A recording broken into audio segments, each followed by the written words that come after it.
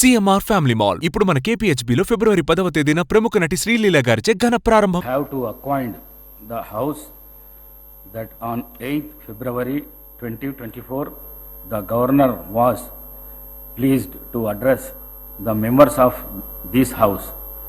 A true copy of the addresses has been laid on the table of the house. I have to announce to the house that amendments to the motion of thanks to the address by the governor will be received by the secretary legislative up to 11 a.m. today, the 9th February 2024.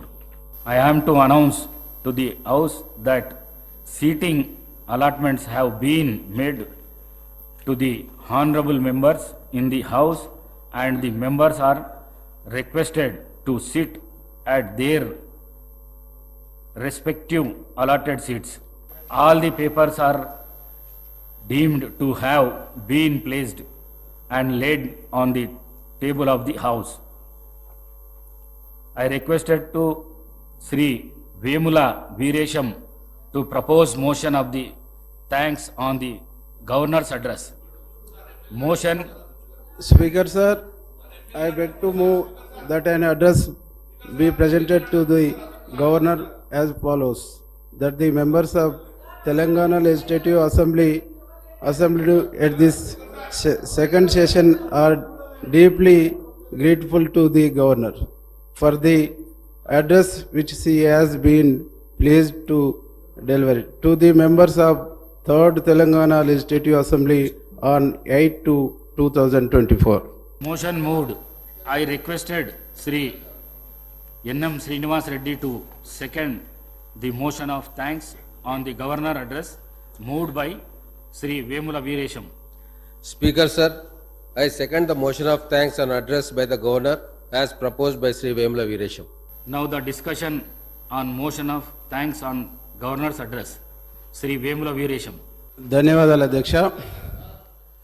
Governor గారి స్పీచ్కి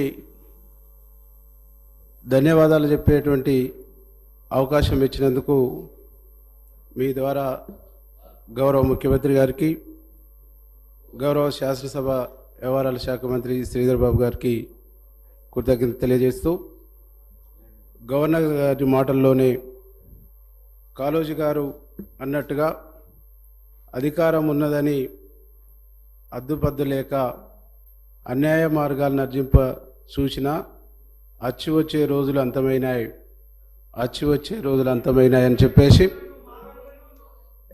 మీ దాంట్లోనే ఉన్నా మీరు చేసిన పాపాలని చెప్తా, మీ దాంట్లోనే ఉన్నా మీరు చేసిన పాపాలని చెప్తా.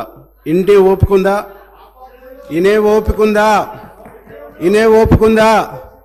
మనిషిగా చూడలేనటువంటి మిమ్మల్ని వదిలిపెట్టి ఆదరించే కాంగ్రెస్కి వచ్చినాను.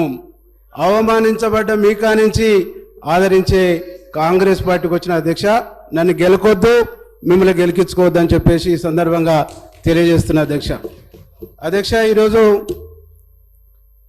కాళోజీ గారు మాటల్ని ఒకసారి గుర్తు చేస్తూ, తెలంగాణలో ప్రజాపాలన, తెలంగాణ ప్రజల ఆకాంక్షకు అనుగుణంగా ప్రభుత్వం ఏర్పడినటువంటి ప్రభుత్వం ఇక్కడ ప్రమాణ స్వీకారం చేస్తుండగానే ప్రగతి భవన్ ముళ్ళ కంచెలు బద్దలై తెలంగాణ వచ్చినాడు ప్రజలు ఎలాంటి స్వేచ్ఛతో ఉన్నారో ఇక్కడ కాంగ్రెస్ ప్రభుత్వం ఏర్పడి గౌరవనీయులు పెద్దలు ముఖ్యమంత్రి రేవంత్ రెడ్డి గారు మంత్రివర్గం ప్రమాణ స్వీకారం చేస్తున్నప్పుడు తెలంగాణ సమాజం అంతా స్వేచ్ఛా వాయుల్ని పీల్చుకుందని సగర్వంగా నేను తెలియజేస్తున్నా అధ్యక్ష.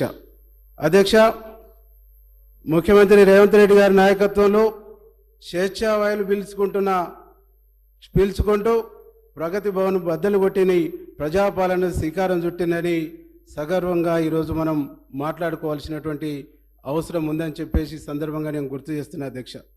అధ్యక్ష, ప్రగతి భవన్ ఏ ప్రజల ఆకాంక్షల కోసం నిర్మించబడ్డదని చెప్పారో ఆ ప్రజలకు ప్రవేశం లేనటువంటి సందర్భంలో, ఆ ప్రజలకు ప్రవేశం కరువైనటువంటి పరిస్థితుల్లో తెలంగాణ సాయుధ పోరాటం నుంచి మొదలుకొని అనేక ఉద్యమాలు, అనేక పోరాటాలు ఏ దొరల దోపిడీలకు వ్యతిరేకంగానైతే సాగినాయో ఆ దొరల గడిలలాగా నిర్మించబడి ప్రజలకు దూరమైనటువంటి ప్రగతి భవనం కాంగ్రెస్ పార్టీ అధికారంలోకి రాగానే ఆ ప్రగతి భవన్ గోడలు బద్దలు కొట్టి ప్రజల సంక్షేమం కోసం జ్యోతిరావు పూలే భవన్గా మార్చి ప్రజలు ఏ సమస్య ఉన్నా ఏ అంశాన్నైనా స్వేచ్ఛగా పోయి చెప్పుకునేటువంటి ఒక గొప్ప అవకాశాన్ని కాంగ్రెస్ పార్టీ అధికారంలోకి వచ్చినాక కల్పించిందని చెప్పేసి ఈ సందర్భంగా నేను గుర్తు చేస్తా ఉన్నా అధ్యక్ష.